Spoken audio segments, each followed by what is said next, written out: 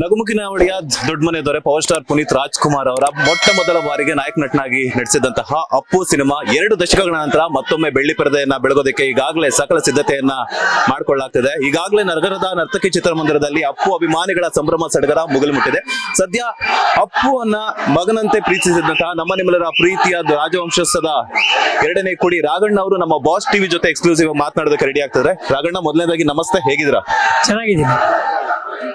ಅಪ್ಪು ಸಂಭ್ರಮ 2 ದಶಕಗಳಾದ್ರೂ ಕೂಡ ಸಂಭ್ರಮ ಸಡಗರಕ್ಕೆ ಕೊನೆನೇ ಇಲ್ಲ. ಅಪ್ಪು ಇವತ್ತು ಮತ್ತೊಮ್ಮೆ ಬೆಳ್ಳಿ ಪರದೆಯಲ್ಲಿ ರಿಲೀಸ್ ಆಗ್ತಿದೆ. ಇದಕ್ಕೆಲ್ಲ ಸಾಕ್ಷಿ ಅವರು ಅಪ್ಪು ಅಪ್ಪು ಅಂತ ಕೂಗ್ತಾ ಇರೋದೆ. ಏನ್ ಹೇಳಕ್ ಇಷ್ಟಪಡ್ತೀರಾ? ಈ ಒಂದು ಮೂಮೆಂಟ್ ನ ಯಾವ ರೀತಿ ಎಂಜಾಯ್ ಮಾಡ್ತೀರಾ ರಾಘಣ್ಣ? ಎಂಜಾಯ್ ಮಾಡೋದಕ್ಕಿಂತ ಹೆಚ್ಚಾಗಿ ನಮಗೆ ನೋವಾಗ್ತಿದೆ. ಎಷ್ಟು ಬೇಗ ಒಂದು ರಿಲೀಸ್ ನೋಡ್ಬೇಕಲ್ಲಪ್ಪ, ಇನ್ನು ಎಷ್ಟು ಸಿನಿಮಾ ರಿಲೀಸ್ ಆಗ್ಬೇಕಾಗಿತ್ತು. ಅವನಿಲ್ಲ ಅನ್ನೋದು ಒಂದು ನೋವು ಬಹಳ ಇದೆ, ಮನಸ್ಸಲ್ಲಿ ಕೊರಗ್ತಾ ಇದೆ.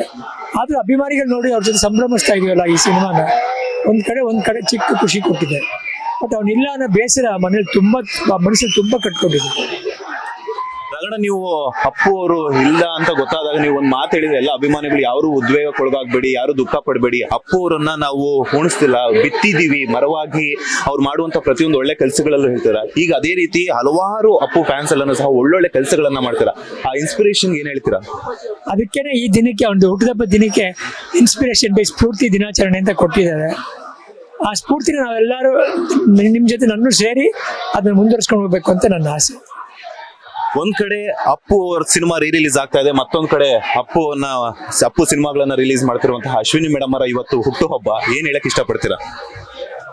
ಪಾಪ ಅವ್ರಿಗೆ ಇವಾಗ ನಾವು ಎಷ್ಟೇ ಹುಟ್ಟುಹಬ್ಬದ ಸಂಭ್ರಮದ ವಿಶೇಷ ಕೊಟ್ರೆ ಅವ್ರಿಗೆ ತಗೊಳಕ್ ಆಗ್ತಿಲ್ಲ. ಈಗ ಅವ್ರಿಗೆ ಅವನಿಲ್ಲ ಅನ್ನೋದು ಮನಸ್ಸು ತುಂಬ್ಕೊಂಡ್ಬಿಟ್ಟಿದೆ. ಅದಕ್ಕೆ ಅವ್ರು ಯಾವ್ದೋ ದೇವಸ್ಥಾನಕ್ಕೆ ಹೋಗಿದ್ದಾರೆ, ಅವ್ರು ಬಂದು ಇಲ್ಲ ರಿಲೀಸ್ಗೆ. ನಾನು ಹೋಗ್ತೀನಮ್ಮ ನಿನ್ ದೇವಸ್ಥಾನಕ್ಕೆ ಹೋಗಿ, ತಡಿಯಕ್ಕಾಗಲ್ಲ ಅವಳು. ಯಾಕಂದ್ರೆ ಅವನಿದ್ದು ನೋಡಿದ ಹುಟ್ಟುಹಬ್ಬಗಳು ಅವ್ನು ಹೇಳ್ದೆ ಹೇಗೆ ಆಚರಿಸೋದಂತ ಆಚರಿಸಿಲ್ಲ. ಅವಳು ಬೇರೆ ಊರಿಗೆ ದೇವಸ್ಥಾನಕ್ಕೆ ಹೋಗಿದ್ದಾರೆ, ಮಕ್ಕಳನ್ನ ಕರ್ಕೊಂಡು ಹೋಗಿದ್ದಾರೆ. ಬಟ್ ಅವಳು ಪಡೆದಂತ ನೋವು ಯಾರಿಗೂ ಆಗಲ್ಲ. ನಾವೆಲ್ಲ ಏನೇ ಇದ್ರು, ಅಣ್ಣ ಇರ್ಬೋದು, ಅಪ್ಪ ಇರ್ಬೋದು, ಎಲ್ಲ ಇರ್ಬೋದು. ಬಟ್ ಅವಳಿಗೆ ಗಂಡ ಅದಿಲ್ಲದೆ ಅವಳು ಊಹಿಸ್ಕೊಳ್ಳೋಕೆ ಆಗಲ್ಲ. ಜೀವನ ಮುಂದಕ್ಕೆ ಏನು ಅಂತಾನೆ ಗೊತ್ತಿಲ್ಲ. ಒಂದು ಬ್ಲೈಂಡ್ ಆಗಿ ಹೋಗ್ತಾ ಇದ್ದಾರೆ ಪಾಪ. ಅವ್ರು ತುಂಬಾ ನೋವು ಅನುಭವಿಸ್ತಾ ಇದ್ದಾರೆ. ಅವ್ರಿಗೆ ಶಕ್ತಿ ಕೊಡ್ಲಿ ಇನ್ನು ನೋಡಿ. ಆದ್ರೂ ಈ ಶಕ್ತಿಲಿ ರಿಲೀಸ್ ಮಾಡಿದ್ದಾರೆ ಅವರೇ. ಆ ಲೇಡಿಗೆ ಒಂದು ಸಲ್ಯೂಟ್ ಕೊಡ್ಬೇಕು ನಾವು. ನಿಜವಾಗ್ಲೂ ಪಾರ್ವತಮ್ಮ ಅವ್ರು ಹೆಂಗಿದ್ರು ಅದೇ ರೀತಿ ದೊಡ್ಡ ಮನೆಯ ಒಂದು ಗೌರವವನ್ನ, ಗತ್ತನ್ನ ಅದೇ ರೀತಿ ಅಶ್ವಿನಿ ಮೇಡಮ್ ಬೆಳಗ್ತಾ ಇದ್ದಾರೆ. ಬಿಕಾಸ್ ಎಲ್ಲೂ ಕೂಡ ಅಪ್ಪು ಫ್ಯಾನ್ಸ್ ಆಗಿರ್ಬೋದು, ಅಣ್ಣವರ ಫ್ಯಾನ್ಸ್ ಆಗಿರ್ಬೋದು, ನಿಮ್ ಫ್ಯಾನ್ಸ್ ಆಗಿರ್ಬೋದು, ಒಂದು ಕಿಂಚಿತ್ತು ಬೇಸರ ಆಗದಿದ್ದಂಗೆ ಮುನ್ನಡೆಸ್ಕೊಂಡು ಹೋಗ್ತಾ ಇದ್ದಾರೆ. ಅಮ್ಮನ ಗುಣಗಳೇ ಬಂದಿದ್ಯಾ ಅಂತ? ಖಂಡಿತ ಅದು ಎಲ್ಲ ನಮ್ಮ ತಂದೆ ತಾಯಿ ಜೊತೆ ಬೆಳೆದಿದ್ದಾರೆ. ಆ ಒಂದು ಲೀಡರ್ಶಿಪ್ ಕ್ವಾಲಿಟಿ ಬಂದಿದೆ ಅವ್ರಿಗೆ. ನಡ್ಸ್ಕೊಂಡು ಇನ್ನೂ ಚೆನ್ನಾಗಿ ಮಾಡ್ತಾರೆ, ಸಿನಿಮಾಗಳು ಪ್ರೊಡ್ಯೂಸ್ ಮಾಡ್ತಾರೆ. ಮಕ್ಕಳಿದ್ದಾರೆ, ಮಕ್ಕಳು ಚೆನ್ನಾಗಿ ಓದ್ತಾ ಇದ್ದಾರೆ, ಎಲ್ಲರೂ ಚೆನ್ನಾಗಿ ಮುಂದಕ್ಕೆ ತರ್ತಾರೆ. ಜೊತೆಗೆ ನಾವೆಲ್ಲರೂ ಇದ್ದೀವಿ, ಒಂದು ಕುಟುಂಬವಾಗಿ ಎಲ್ಲರ ಜೊತೆಗಿದ್ದೀವಿ. ಮುಂದಕ್ಕೆ ಅವ್ರನ್ನ ಕಣ್ಣೀರು ಬರ್ದಿರುತ್ತೆ, ನಾವು ನೋಡ್ಕೊಳ್ಳೋದು ನಮ್ಮ ಕರ್ತವ್ಯ. ರಗಣ, ಮತ್ತೊಮ್ಮೆ ಶಿವಣ್ಣ ಅವರು ಎಲ್ಲ ಒಂದು ಆರೋಗ್ಯ ಸಮಸ್ಯೆಗಳಿಂದ ಚೇತರಿಸಿಕೊಂಡು ಮತ್ತೆ ಶೂಟಿಂಗ್ ಅಲ್ಲಿ ಪಾರ್ಟಿಸಿಪೇಟ್ ಮಾಡ್ತಾ ಇದಾರೆ. ಎಲ್ಲೂ ಕೂಡ ಮತ್ತೆ 16ರ ಯುವಕನಂತೆ ಕಾಣಿಸ್ತಾ ಇದ್ದಾರೆ. ಏನ್ ಹೇಳಕ್ ಇಷ್ಟಪಡ್ತಾರೆ ಶಿವಣ್ಣನ ಬಗ್ಗೆ? ಅವನ ಧೈರ್ಯಕ್ಕೆ, ಅವನಿಗಿರೋ ಎನರ್ಜಿಗೆ ಒಂದು ಸಲ್ಯೂಟ್ ಕೊಡ್ಬೇಕಷ್ಟೇ. ಅವ್ನಿಗೆ ಎಷ್ಟು ನಂಬಿಕೆ ಇದೆ ಅವನಿಗೆ ಅಂದ್ರೆ, ಅವನ ಕಲೆ ಮೇಲೆ, ನನ್ನ ಕಲೆ ಕಾಪಾಡುತ್ತೆ, ನನ್ಗೆ ಏನೇ ಆದ್ರೂ ಕಲೆ ನನ್ನ ಕರ್ಕೊಂಬರುತ್ತೆ ಅಂತ ಅದು ಸಾಕ್ಷಿಯಾಗಿದೆ. ಇನ್ನೂ 16 ಸಿನಿಮಾ ಮಾಡಲಿ, ಜನಗಳಿಗೆ ಮನರಂಜಿಸಿ ಅಂತ ಕೇಳ್ಕೊತೀನಿ. ಈ ಒಂದು ಸಂದರ್ಭದಲ್ಲಿ ಮುಂದಿನ ವರ್ಷ ಅಪ್ಪು ಬರ್ತ್ಡೇ ಬರ್ತಾನೆ ಇರುತ್ತೆ, ಅಭಿಮಾನಿಗಳ ಸಂಭ್ರಮ ಮುಗಿಲ್ ಮುಟ್ತಾನೆ ಇರುತ್ತೆ. ಸೊ ಅಣ್ಣ ಅವ್ರದ್ದು ಯಾವ್ದಾದ್ರು ಮತ್ತೆ ಸಿನಿಮಾ ರೀಮೇಕ್ ಮಾಡ್ಬೇಕು ಅಥವಾ ರಿಲೀಸ್ ಮಾಡ್ಬೇಕು, ಅಥವಾ ಅದನ್ನ ನೀವಾಗಿರ್ಬೋದು ಅಥವಾ ಶಿವಣ್ಣ ಅವರು ಯಾಕೆ ಮಾಡ್ಬೇಕು ಅಂದ್ರೆ ಯಾವ ಸಿನಿಮಾವನ್ನ ಮತ್ತೆ ಬೆಳ್ಳಿ ಪರದೆಯಲ್ಲಿ ನೀವು ನಟಿಸ್ತೀರಾ ಅಂತ? ನಾನು ನಟಿಸೋದಿಲ್ಲ. ಅಪ್ಪಾಜಿ ಸಿನಿಮಾನ ಮತ್ತೆ ರಿಲೀಸ್ ಮಾಡೋಕ್ಕೆ ಶಂಕರ್ಗೂ ರಿಲೀಸ್ ಮಾಡಬೇಕು ಅಂತ ಬಹಳ ಇಷ್ಟ ಇದೆ. ಅದು 2-3 ಸಲ ರಿಲೀಸ್ ಆಗಿ ತುಂಬಾ ಚೆನ್ನಾಗಿ ಓಡಿದ ಪಿಕ್ಚರ್. ಅದು 3 ಪಾತ್ರ ಮಾಡಿದ್ದಾರೆ ಅಪ್ಪಾಜಿ ಮೊದಲನೇ ಬಾರಿ. ಅವಾಗ ತುಂಬಾ 1 ವರ್ಷ ಓಡಿತ್ತು ಸಿನಿಮಾ. ಮತ್ತೆ ಆ ಸಿನಿಮಾನ ಇದೇ ರೀತಿ ರಿಲೀಸ್ ಮಾಡ್ಬೇಕು ಅಂತ ಅನ್ಕೊಂಡಿದ್ದೀವಿ. ಎಷ್ಟು ಮಟ್ಟಿಗೆ ಬರುತ್ತೆ ಮುಂದೆ ಗೊತ್ತಿಲ್ಲ. ಮೊನ್ನೆ ನಾನು ಮಹೇಶ್ ಬಾಬು ಸರ್ ಡೈರೆಕ್ಟರ್ ಮಾತಾಡ್ಸ ಹಿಂಗೆ ಕೇಳ್ತಾ ಇದ್ದೆ ಅಪ್ಪು ಬಗ್ಗೆ ಆಗಿರ್ಬೋದು ಅಥವಾ ಆಕಾಶ್ ಅರಸು ಸಿನಿಮಾಗಳ ಬಗ್ಗೆ. ಮಹೇಶ್ ಬಾಬು ಸರ್ ಹೇಳಿದ್ದು ಒಂದೇನೆ, ಅಣ್ಣ ಅವ್ರು ಆಕ್ಟ್ ಮಾಡಿದಂತಹ ಶಂಕರ್ ಗುರು ಸಿನಿಮಾವನ್ನ ನಾನು 100 ಸಲ ನೋಡಿದೀನಿ. ಅವರೇ ನನ್ನ ಇನ್ಸ್ಪಿರೇಷನ್, ಅವರೇ ನನಗೆ.